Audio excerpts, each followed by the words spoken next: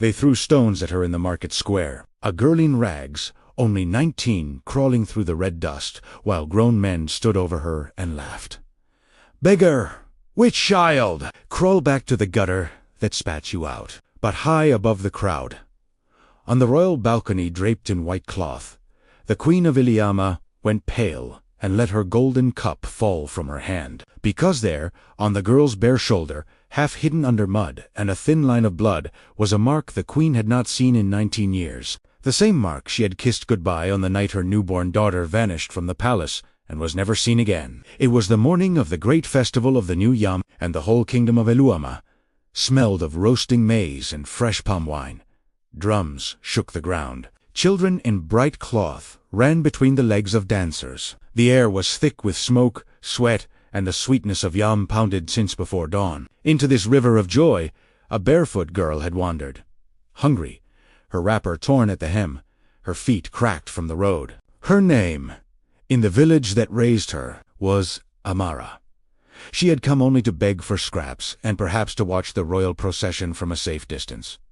She had not come to be noticed, but a fat trader had caught her reaching toward a fallen piece of meat, and he had screamed, and the crowd had turned on her the way a crowd does, quickly, cruelly, and all at once. So now she lay in the dust while the kingdom celebrated, and stones bit into her back, and somewhere far above her a woman she had never met was rising from a gilded chair with her hand pressed against her mouth. The Queen had seen the mark, a crescent, curved like a young moon, dark against the brown of the girl's shoulder. And the Queen of Iliamma, who had buried an empty coffin 19 years before, began to tremble as though the dead had spoken her name. "Stop!" the Queen whispered, then louder, so the whole square froze. "Stop! Stop this at once!" The drums died. The dancers stilled. 1,000 faces turned upward, and the impossible thing was real now, confirmed in front of every soul in Iliamma. The Queen herself was running down the palace steps toward a beggar in the dirt. Before we continue, please like this video and subscribe so you never miss a story, and tell us in the comments, where are you watching from today? To understand the weight of that moment, you must first understand the woman on the balcony and the girl in the dust, and how far apart their two worlds had grown. Queen Adana ruled beside King Obiora over the kingdom, a land of 7 hills and a great brown river, where the palace walls were washed white every year, and the throne room was floored with cool black stone that never warmed, even at noon. She wore gold at her wrists and coral at her throat. When she walked, 40 servants walked. When she wept alone, behind a carved door, where no one could see a queen come undone. For Adana carried a wound that all her gold could not close. 19 years before, on a night of terrible rains, her first and only child had been born.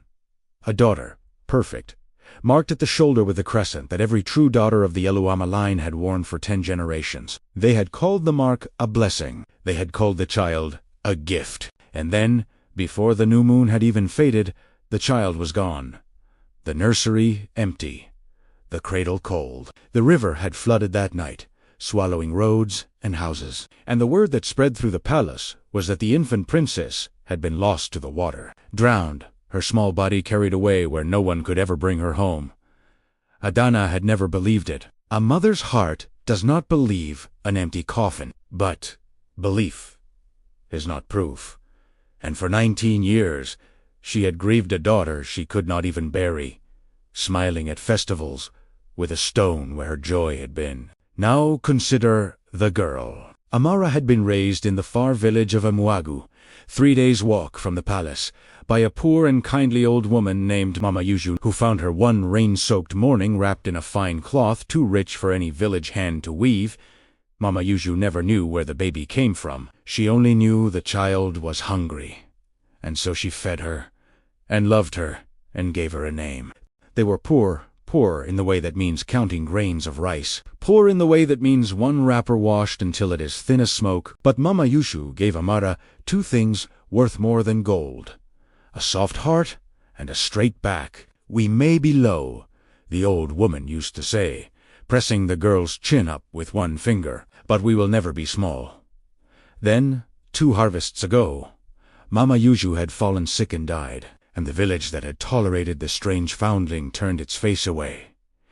They called her unlucky. They said the cloth she was found in was cursed. They drove her from door to door until the road itself became her only home, and the road had led her, at last, here to a festival, to a stone, to a queen. Let me tell you how the village treated her in those last 2 years, so that you feel it the way she felt it. They would not sell to her at a fair price. So she gathered firewood from the dangerous edge of the forest, and carried it 3 hours to the next village to trade. They threw the dirty water from their compounds into the path when she passed, so that she walked always at the side of the road. The children who learned cruelty from the mouths of their parents made a song about her. The cursed girl, the river girl, the girl no one wanted, and they sung it at her back as she went by with her bundle of wood. And here is the thing that tells you who she truly was. One evening, hungry and footsore, Amara was given a single small loaf by a kind trader at the far market, the only food she had seen in 2 days. On the road home, she passed a smaller child, a boy of perhaps 6, crying in the dust, his ribs sharp under his skin. She did not hesitate. She broke the loaf and gave him the larger half, and she sat with him in the dirt until he stopped crying, and she sang him the only soft song she knew, the lullaby Mama Yuju had once sung to her. She went to sleep hungry that night, on the bare ground, under a sky thick with stars. A girl with nothing gave away half of it without a second thought. The world had thrown her away. It had not made her hard. That is a rarer thing than gold. And there is one more thing you must know. The small wrong thread that does not match the cloth. On the night the princess vanished, one person in the palace had everything to gain from her death. The king's younger sister, the Lady Azin, for if there were no princess, then Azin's own son, Kaleski, would one day sit upon the throne of Ilik, while the whole palace ran through the flooded corridors with torches, searching, screaming the child's name into the rain.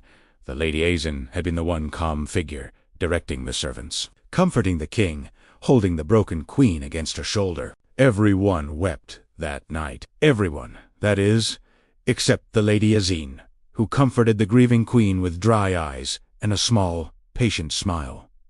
No one thought of it then. Grief makes people blind to the dry eyes beside them, but the smile had never quite left her face in 19 years. And one day a girl with a crescent on her shoulder would walk into a festival and make that smile fall.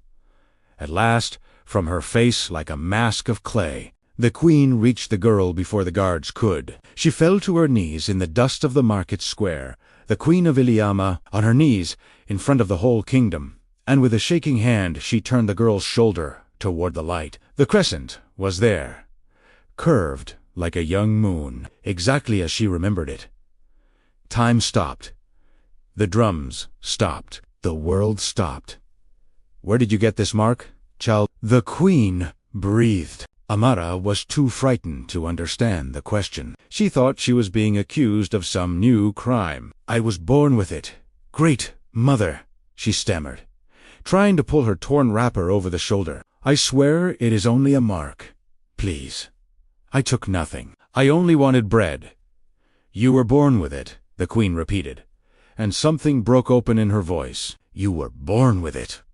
The crowd murmured and pressed closer, and the king himself was descending the steps now, his great frame parting the people, his face dark with confusion. But before he could reach them, another voice cut through the square, cool, smooth, and sharp as a blade drawn slowly from its sheath. "Sister!" It was the Lady Azin, gliding forward in cloths of deep red, her gold catching the sun. "Sister! Get up from the ground! You are shaming the crown before the whole kingdom. This is a street beggar. They carry all manner of marks and lice and disease. Guards, remove her." "No one touches her," the queen said, and she did not shout it, but every soul heard it. She rose slowly, lifting the girl with her, and turned to face the woman in red. "Look at her shoulder, Azin. Look at it, and tell me what you see." For the briefest moment, a single heartbeat. The Lady Azin's smile flickered. Her eyes dropped to the crescent on the girl's skin, and the color drained from her face the way water drains from cupped hands. Then the smile returned. "A birthmark," she said lightly. "Many girls have such things. You are tired, sister. The festival has stirred old grief. Come away." But the king had reached them now, and he had heard, and he was staring at the girl's shoulder with the wide and terrible eyes of a man seeing a ghost. "The crescent of Eluama," he said hoarsely. "Only the blood of our line carries it. Only our blood, Adana. For 10 generations." He turned to his sister. "Azine, how does a beggar from the road carry the royal mark of our house?" All around them, the festival had become a sea of whispers. The traders, who had laughed an hour before, now shrank back into the crowd. Suddenly, small. The fat man who had screamed for the guards had gone the color of cold ash. 10,000 eyes moved between the woman in red and the girl in rags, and the kingdom of Eluama felt the ground shift beneath its feet, the way the air goes still and heavy before the first crack of a great storm. Amara understood none of it. She only knew that the most powerful people in the world were staring at her shoulder as though it were a wound, and that the woman in red looked at her the way one looks at a snake found in the bed. She wanted to run. She had spent her whole life learning when to run, but the queen was holding her hand, holding it tight, the way a drowning woman holds the one rope thrown to her, and somehow Amara could not bring herself to pull away from a grip that desperate. "Take the girl inside," the king commanded the guards. "Guard her with your lives. Touch not a hair of her head, and summon Chief Ikena to me before the sun moves. There is a truth buried in this house, and tonight I will dig it up with my own hands." Who had worn one smile for 19 years, found that for the first time she had no answer ready. She watched the guards lead the trembling girl up the white steps and into the heart of the palace, into the very corridors where, 19 years ago, she believed she had ended this story for good. Who was this girl? How had she lived? And why, after 19 years of silence, had the river finally chosen this day, this crowded square, to give up its oldest and most dangerous secret? That night, the festival was forgotten. The girl was bathed and clothed, and given a room in the palace, not as a princess, not yet, for the king was a careful man who would not crown a stranger on the strength of a single mark. But he would not turn her out, either. He summoned his oldest and most trusted adviser, a gray-bearded man named Chief Ikena, and he gave one command: find the truth. All of it. Whatever it costs, whoever it touches. In a quiet room, lined with soft lamplight, the girl who had slept on bare ground for 2 years sat on the edge of a bed she was afraid to lie down on. A servant had brought her warm water scented with lime leaves, and a bowl of pepper soup so rich the steam alone made her dizzy, and a clean white wrapper folded like something holy. Amara touched none of it at first. She sat very still, the way a hunted animal sits, waiting for the moment when all this softness would turn out to be a trick, when someone would laugh and snatch it away and call her beggar again. It was the queen who broke that fear. Adana sent the servants out and sat down on the floor beside the bed. A queen on the floor, and she took up the bowl of soup herself and held it out. Eat all. No one here will take it from you. Not tonight. Not ever again. And when Amara finally ate, weeping over the bowl, because warmth in the belly is its own kind of grief to those who have gone without it, the queen reached out and very gently smoothed the girl's tangled hair, the way a mother does without thinking. Neither of them spoke of what the mark might mean. For one tender hour, in the middle of all that danger, there was only an old wound and a young one, sitting close in the lamplight, each warming the other. Queen Adana would not leave the girl's side. She sat with Amara through the night, asking her gently of her life, the old woman who raised her, the village that cast her out, the cloth she had been found in, and at the word cloth, the queen leaned forward. "You were found in a cloth. Do you still have it?" Amara reached into the small bundle that held everything she owned in the world, and she drew out a square of fabric, faded and worn soft as ash, but unmistakable to any eye that had ever seen the royal looms. Indigo and gold, the crest of Eluama woven into the corner, the very cloth in which a newborn princess had been wrapped on the night she vanished. The queen held it to her face and breathed in, and though 19 years had stolen its scent, she wept as though the child were new in her arms. "This is mine," she whispered. "I wove the border myself, while I carried you. This is mine." Physical proof now lay in the queen's hands. A thing that should not exist. A thing that pointed like an arrow back toward the palace itself. Word of the cloth spread through the palace before dawn. The way fire spreads through dry grass. And so it was that, in the darkest hour of that night, while the queen had stepped away to speak with the king, the door of Amara's room opened without a knock, and the Lady Ezine came in alone, her gold put away, her smile put on. She sat on the edge of the bed and looked at the girl for a long, cold moment, the way a butcher looks at a goat. "You are a clever one," Ezine said softly. "I will give you that.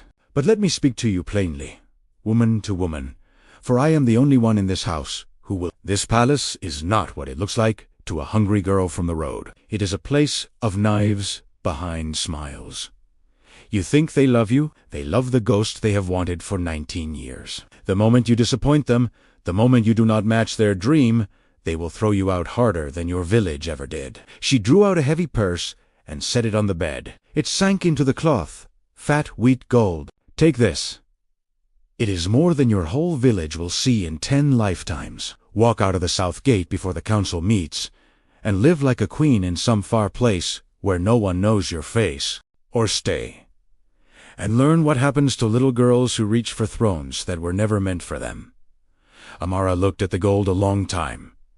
She was so hungry. She had been hungry her whole life. And then she lifted her chin the way an old woman had once taught her, with one finger, in a poor village far away. "Mama Yuju told me we may be low, but we will never be small," she said quietly. "I did not come here for gold, madame. I did not come here at all. You may remember it was your guards who dragged me up these steps. But now that I am here, I am beginning to understand that you are very, very afraid of me. And people do not fear a beggar. They only fear the truth. So keep your gold. I think I will stay." The Lady Ezine's face went white, then ugly, and she snatched the purse and swept from the room. And that was the moment she decided that gold would not be enough, and that something far darker would have to be done before morning. But a cloth could be stolen. A cloth could be sold. The king wanted more, and so Chief Ikenna began to dig. He was an old man with a slow voice and patient eyes, and he had served the throne for 40 years, and he knew that the truth in a palace is like a root. It runs underground, and you must follow it in the dark. He started with the servants who had been in the house 19 years before most were dead. Those who lived were afraid. They had learned long ago that questions about that night were not safe to answer. One old cook, when Ikenna asked her, only looked at the floor and said, "Some doors, my chief, are better left shut. The one who closed that one is still in this house, still powerful, still watching." And she would say no more. Ikenna followed another thread. The girl had said a trader's wife carried her to the far villages as an infant. He sent riders along the old trade road, and after 3 days they found her an aged woman now, frightened half to death to see royal guards at her door. "Yes," she confessed, trembling, "a midwife from the palace gave me a baby on the night of the great flood. She paid me in silver and wept, and begged me to take the child far away and never speak of the palace again. I thought I was saving the baby from something. I never knew from what." 2 voices now told the same tale from opposite ends of the kingdom, and both of them pointed, like 2 fingers, back toward a single person in the palace and toward a single night. So Ikenna went at last to the one person still living who had stood inside the nursery itself. An old midwife named Nkechi, long since retired to a hut at the edge of the royal lands, half blind now, and the servants whispered, half mad, with some grief she had never named. When Chief Ikenna sat before her and laid the indigo cloth in her lap, old Nkechi began to shake. "So," she said, and her blind eyes filled. "So she lived. After all these years, the child lived." The old woman gripped the chief's arm. "I must speak to the queen. Before I die, I must put it down. I have carried it 19 years, and it has bent my back to the ground." They brought her to the palace, and in the queen's chamber, with the king and Adana, and the trembling girl, all listening, the old midwife told her tale. "On the night of the great rains," Nkechi began, "I was the one who watched the cradle. Midnight a hand came in the dark and gave me a child to carry to the river. I was told the princess was sickly. I was told she had died, and must be given to the water before the sickness spread. The old woman's voice cracked, but when I unwrapped her by the riverbank to say a blessing over her body, she opened her eyes. She gripped my finger. She was no more dead than you or I. "And you said nothing?" the queen asked, not in anger, but in a grief so deep it had no bottom. 19 years. Enkechi, you let me believe my child was under the river. I was a poor old woman, my queen, and the one who gave me that child held my life in her hand like an egg. Nkechi wept. She told me that if I ever breathed a word, I would join the baby in the water, and my own grandchildren after me. I believed her. May the ancestors forgive me. I believed her because I had seen what she was willing to do. "Who gave you the child?" the king demanded, rising from his seat. "Who sent you to the river? Say the name. Say it before me, and no harm will ever reach you again. I swear it on the throne of my fathers." Old Nkechi turned her blind face toward him. "The one who would gain a throne by it, my king. The one whose son had no path to the crown so long as your daughter drew breath." She did not need to say the name. The name hung in the room like smoke. The Lady Azin, and now they understood the why of it. Not madness, not accident, but cold arithmetic. A princess removed, and a path to power opened for her own blood. "I could not drown a living child," Nkechi wept. "So I wrapped her again, and I gave her to a trader's wife, bound for the far villages. And I told her never to speak of where the baby came from. And I came back, and I said the river had taken her. I lied to my queen. I have lived in that lie for 19 years. The queen took the old woman's hands, and forgave her in the same breath that she wept. It seemed the truth was whole now. It seemed the long night was ending. And for one bright hour it was. The king, moved by the cloth and the midwife, and the unbearable likeness of the girl to his own lost wife in her youth, rose and declared before his chiefs that the matter would be put to the council of elders at sunrise, and that he believed in his heart the girl was his blood. The palace lit its lamps. Servants wept for joy. The Lady Azin herself came forward, all grace and tears, and embraced the trembling girl, and said in a voice like warm honey, "My dear lost niece, how we have suffered without you. Let me be the first to welcome you home." It seemed the wronged had landed safely. That night, for the first time, Amara let herself believe it. She lay in the soft bed, and the queen lay beside her. And in the dark, Adonna told her of the day she was born, the rain on the roof, the first cry. "I counted your fingers," the queen whispered. 10 perfect fingers. And then I slept, because I thought I had a lifetime to count them again. Amara turned in the dark and said the words she had never once been able to say to anyone in all her life. "Good night, mother." And the queen wept quietly, with joy, and held her daughter while she slept. It seemed the floor was solid under their feet.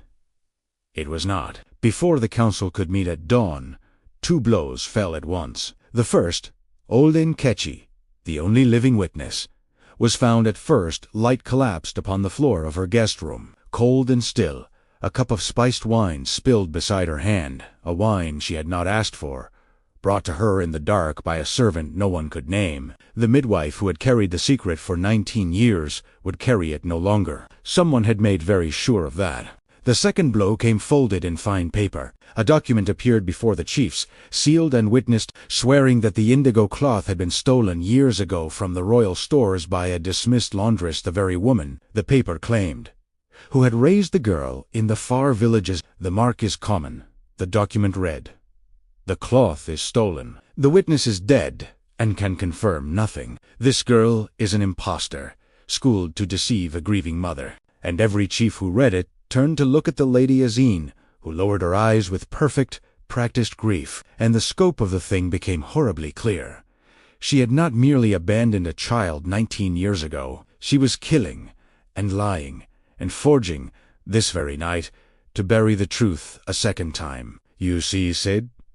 Azin said softly to the council. The poor old woman's heart simply failed her, weak as she was, and this girl has woven a clever net of stories. I pity her, but pity is not proof. Will you crown a beggar on the word of a corpse? The chiefs murmured among themselves, and one by one their faces closed like doors against the girl. A document with a royal seal is a heavy thing in the minds of men. A dead witness can speak for no one. Amara felt the warmth of that single day, draining out of the room like heat from a body. And the old fear came rushing back, the fear of the market square, the certainty that softness was always a trick. She looked at the queen, and for one terrible moment even Adana's face was grey with doubt, because a mother's heart can hope. But a mother's heart can also be broken twice. Perhaps, one chief said slowly, we should send the girl back to her village while this is studied. And the Lady Azine allowed herself the smallest breath of a smile, because she had done it. She had buried the truth a second time, in a single night, with poison and paper, just as she had buried it the first time, with a lie and a flood. The girl who had been a princess for one single hour stood once more accused, friendless, with her only witness dead and the whole council turning cold. How could the truth survive, when the one who buried it sat at the king's own right hand? By the time the sun rose, the palace was a house of grief and fear. The girl who had whispered good night, mother had woken to find her only witness poisoned, and her name dragged through the mud of a forged document. And she stood now in the great hall before the assembled chiefs, with nothing left but the truth, and a mother who refused to let go of her hand. The Lady Azine sat at ease near the throne, composed, certain, a woman who had buried this truth once and fully intended to bury it again. She had reckoned with kings before. She had reckoned with councils. She had not reckoned with a mother who had already lost everything once and would not survive losing it twice. It was the queen who would not let it die. Grief had made her quiet for 19 years. Now it made her iron. You speak of proof, Azine, she said, rising before the whole council. Then let us speak of proof. Let us speak of the night my daughter was given to the river. The Lady Azine said, lifting her chin, I know nothing of any such night. I grieved your daughter as my own. I held you while you wept. How dare you turn your madness on me, sister, on this day of all days? Then explain the cloth, the queen said. Azine spread her hands to the council. Chiefs of Eliamama, look at her, a mother mad with old grief, ready to break the line of succession on the word of a dead servant and a stolen rag. Is this how Eliama chooses its blood? Shall any beggar with a freckle come and claim our throne? I deflect nothing. I defend this kingdom from a fraud. And here the king spoke, low and terrible. The servant who carried the wine to Nkechi's room last night has been found, sister, a boy of your own household. He has told us who sent him. He has told us everything. The room went silent. The Lady Azine's smile, worn for 19 years, finally cracked down the middle. She said at last, and her voice had changed, Very well, I gave the old woman wine. An old woman, near death already. Was that a crime? I feared her ramblings would deceive you, brother. I feared for the kingdom. I did what any loyal sister. You sent her to the river, the queen said. 19 years ago, you sent my newborn child to be drowned, and then the mask came off entirely. Yes, the Lady Azine cried, and there was no honey left in her voice, only the hard cold thing that had lived beneath it, all along. Yes, I gave the order, and I would give it again. What was she? One infant, one squalling infant against the future of my son, a son worth 10 of any river-rat girl you could drag from a market. The throne should have been Kalich's. It was always meant to be Kalich's. I only corrected what fate got wrong. That is how power works, sister. That is how it has always worked. The soft-hearted lose, the strong inherit. You would have done the same, if you had the spine for it. A sound broke the silence. A young man's voice, raw with horror. It was Kalichi, Azine's own son, who had come to stand at the edge of the hall, and who had heard every word. Mother, he said, and his face was wet. Mother, what did you do? You told me the princess drowned. You told me it was fate that made me heir. You built my whole life on the murder of a baby. He backed away from her as though she were fire. I do not want it.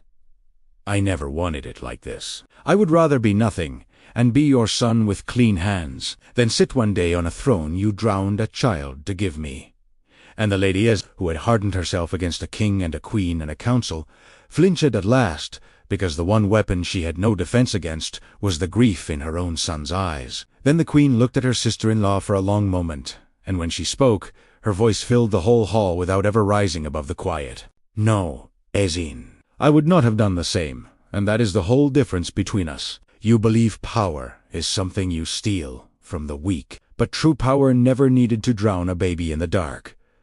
You had a brother's love. You had a place at this table. You had a son who needed only your honesty to be honored, and instead you have made him the child of a murderer. You did not lose your power tonight. You lost it 19 years ago, the night you decided that a crown was worth more than a child. The throne does not belong to the one who is willing to kill for it. It belongs to the one who is fit to protect even the smallest life beneath it. You were never fit. You never will be. And now, the whole kingdom knows your true face." The Lady Ezine opened her mouth and found nothing in it. Around the great hall, the chiefs had risen to their feet, and they were not looking at the girl any longer. They were looking at the woman in red, and in their eyes was the cold beginning of judgment. "Seize her," the king said quietly. "The council will sit at dawn. And 'tis time, sister. It is you who will answer. If this story is moving you, subscribe now. The ending will change how you see everything." At dawn, the council of elders gathered beneath the great Iroko tree in the palace courtyard, as the law of Eluama had demanded for 10 generations. The whole kingdom crowded the walls to watch, and one by one, the truths were laid bare before them all. The servant boy testified, weeping, that the Lady Ezine had handed him the cup of wine with her own hands, and told him to wake no one. The royal weaver was brought, and she examined the indigo cloth, and swore before the ancestors that it was the queen's own work, that no laundress had hands fine enough to weave that border, and that the document calling it stolen was a forgery sealed with a stamp that had been melted and reeked. She showed them the flaw in the wax. And then, to the gasp of the entire court, old Nkeche was carried in upon a litter, not dead after all, but barely living. For the palace healer had reached her in the grey hour before dawn, and forced the poison from her body. Weak as a leaf, the old midwife lifted one trembling hand toward the girl, and spoke the words that ended it. "That is the child I carried to the river. That is the daughter of my queen. I would know that face in the dark of my own grave." The council needed no more. But before they gave their judgment, the eldest of the elders, a man so old his voice was little more than wind through reeds, lifted his staff and turned toward the girl.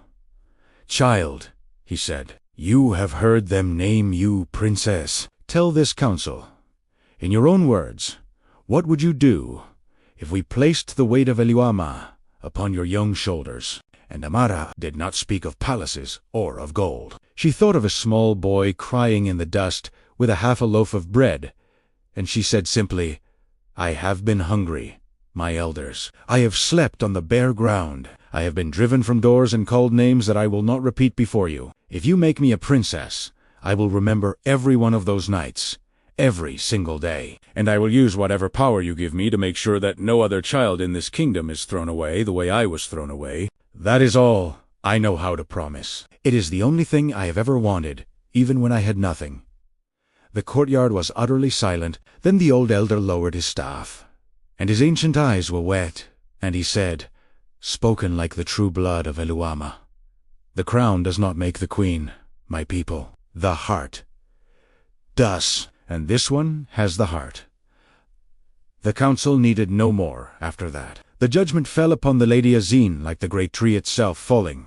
She was stripped of her title, stripped of her lands, stripped of every honor her name had ever carried. She would be banished beyond the 7 hills, never again to set foot in Eluama, never again to speak the name of the throne she had murdered to reach. Erson Kelechi, who had known nothing of his mother's crime, and who wept harder than any at the truth of it, knelt before the girl he had nearly inherited a kingdom over, and begged her forgiveness, and she gave it. For she had been raised by a poor woman who taught her that mercy costs nothing and is worth everything. Then the king stood beneath the Iroko tree, and raised his voice, so that the farthest child upon the wall could hear him. "Let every soul in Eluama hear it and carry it home. This is no beggar. This is born of my blood and the queen's, marked by the ancestors, stolen by treachery, and returned to us by the hand of heaven. She is the daughter of this house. She is the princess, and any who threw a stone at her in the market, know now that you threw it at your own crown." He spoke then the words that would be repeated in Eliwama for 100 years. The one the world throws away, the heavens are only keeping safe. And then Queen Adana came forward across the courtyard, slowly, as though afraid the moment would shatter like a clay pot if she moved too fast. She stopped before the girl. She lifted one hand and laid it against that thin, dust-worn face she had wept for through 19 years of empty nights. "My daughter," she whispered, "do you know, I never once stopped looking for you? Every festival, every face, in every crowd, I searched. They told me you were under the river. But a mother's heart does not lie, and mine never, never let you go." She reached up and unclasped from her own throat the coral that only the daughters of Eluama may wear, and she fastened it around the girl's neck with shaking fingers. "Your name is Ades," she said. "It means the king's daughter. The princess, you were named before you were born. You have been a princess every single day you crawled in the dust, and you did not know it. And now the whole world will know it with you." And the girl who had been called beggar and witch child, and worse, the girl who had been driven from every door, fell into her mother's arms in the middle of the courtyard, and the queen folded around her like a wall against the world. And Tay wept, not the weeping of grief, but the weeping that comes only at the far end of grief, when the lost thing is found. And the whole kingdom of Eluama, 10,000 strong upon the walls, wept when the rains came again that year. The kingdom of Eliama was not the same kingdom it had been. In the high white palace, the Princess Ades had a chamber of her own, at last, a wide room of cool stone, with a window facing the great river, a bed soft as cloud, and a single square of faded indigo cloth framed upon the wall above it, that she might never forget the road she had walked to get there. But she did not keep to the palace. Each market day she walked down into the very square where the stones had once flown at her, and there she fed the beggars with her own hands, and she lifted the children of the gutter up by the chin, and told them, in the words of an old woman long gone, "We may be low, but we will never be small." The people who had once thrown stones could not meet her eyes. She met theirs anyway, with kindness which shamed them more than any punishment could. Old Nkaichi lived. She grew strong again under the palace healer's care, and she spent her last good years in a warm room near the kitchens, telling the tale of the night she saved a princess to any child who would sit at her feet, and there were always children at her feet. The lie that had bent her back for 19 years was lifted, and they say she walked straight again before the end. And the Lady Azim, she went beyond the 7 hills, as the council had commanded, into a small and silent exile, with no gold at her wrists, and no servants at her heel, and no throne in her son's future. They say she lived long. They say that was the punishment, to live long, and to know every single day that she had held a kingdom in her hands and traded it for a crime, and that the child she sent to the river had risen from it more beloved than she could ever be. Her son Kalichi stayed in Eluama, took an honest place at the new princess's side, and served her faithfully all his days. The cousins became, in time, as close as the brother and sister their parents should have been. As for Queen Adana, the stone that had sat where her joy belonged was gone at last. She laughed again, a thing the old servants had not heard in 19 years. She had learned what all her gold had never taught her, that the heart does not heal by forgetting, but by being filled. And every evening she and her daughter sat together at the window above the great brown river, and they did not speak of the river, but of the years ahead. And sometimes, in the cool of those evenings, the Princess Ades would look out over the 7 hills of the kingdom she would one day rule, and she would think of the market square, and the stones, and the song the children had sung at her back. She did not hate the people who had thrown those stones. She had decided, somewhere along the road, that hate was a heavier thing to carry than firewood, and she had carried enough heavy things already. Instead she ruled, when her time came, with the one law she had learned in the dust, that the measure of a kingdom is not how it treats the one in the golden chair, but how it treats the one crawling in the dirt beneath it. And in the days of Queen Adeas, they say, no child in all of Eluama was ever again driven from a door for being poor. So, remember this. Wherever you are watching from tonight, the world may throw its stones, and call you beggar, and drive you from its doors.